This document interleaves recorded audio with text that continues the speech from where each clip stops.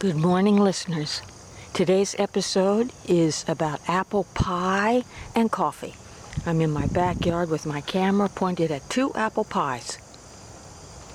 I really outdid myself yesterday. Well, there were enough apples to bake 2 pies, so I said, well, why not? They turned out golden brown. I'm talking about the crust. This is Pillsbury pie crust. This is not crust made from scratch.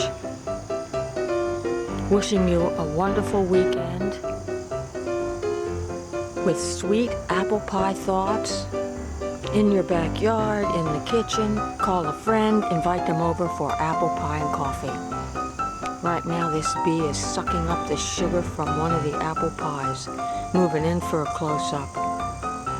Go ahead, suck it up.